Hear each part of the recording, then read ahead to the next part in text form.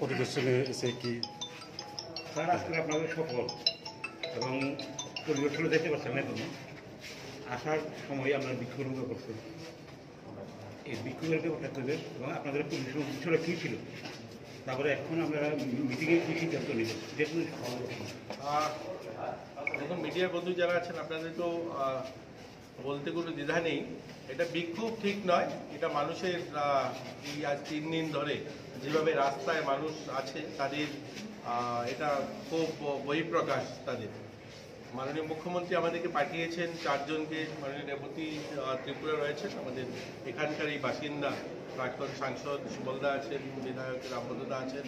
আমরা এসেছি এখানকার মানুষের সমস্যা, মানুষ যেভাবে ঘর দুয়ার জ্বলে গিয়েছে, মানুষ শরণার্থী শিবিরে আছেন, ক্যাম্পে যেভাবে আছেন ওই ক্যাম্পগুলো পরিদর্শন করতে। তো তাদের সঙ্গে কথা হয়েছে দীর্ঘক্ষণ, আমরা এখানে তাদের প্রতিনিধি যারা ছিল তাদের সঙ্গে কথা হয়েছে এবং তাদেরকে খুব তাড়াতাড়ি, দেখুন যেগুলো ঘটে গিয়েছে সেটার তো আর ফিরিয়ে দেওয়া সম্ভব নয়। যে বাড়িতে গাভী জ্বলে গিয়েছে সেই গাভী তো আর ফিরিয়ে দেওয়া সম্ভব নয়, কিন্তু তারা যেন পুনরায় দাঁড়াতে পারে, পুনরায় তাদের বাড়িতে বসবাস শুরু করতে পারে, তার যা যা প্রয়োজনীয় ব্যবস্থা সরকার সেটা নেবে। মাননীয় মুখ্যমন্ত্রী নির্দেশ দিয়েছেন, কালকেও এখানকার জেলাশাসক এসছেন, দেখেছেন, রেভিনিউ ডিপার্টমেন্টের এরা অ্যাসেসমেন্ট করছেন।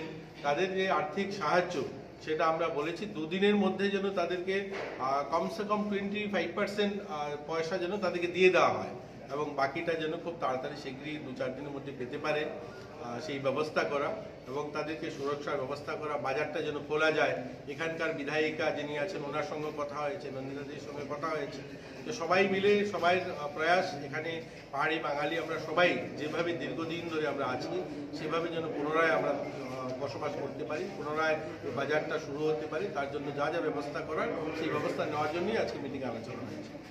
স্যার আপনারা কি পরিদর্শনে বেরোবে? দেখুন পরিদর্শন আসার সময় কিছু করেছি আমরা, অ্যাকচুয়ালি আমাদের ইচ্ছা ছিল আর একটু যাবো, কিন্তু মানুষ দীর্ঘ সময় 2-3 দিন হয়েছে এই ঘটনা, তার জন্য সবাই খুব ক্ষিপ্ত এবং তারা অসহায় অবস্থার মধ্যে আছে, তারই বহিঃপ্রকাশ ছিল, তার জন্য পুরোটা হয়তো দেখতে পাইনি। কিন্তু তাদের প্রতিনিধি সবাই এখানে এসেছিল, তাদের কথা শুনেছি, আমরা প্রত্যেকের কথা শুনেছি ইন্ডিভিজুয়ালি আমরা, এবং সেগুলো সমাধান করার, সেগুলোকে কী করে ঠিকঠাকভাবে তারা আবার পুনরায় তাদের দোকানপাট খুলতে পারে তার ব্যবস্থা নেওয়ার জন্য মুখ্যমন্ত্রীর সঙ্গে আলোচনা হয়েছে, এখানকার জেলা শাসকের সঙ্গে আলোচনা হয়েছে।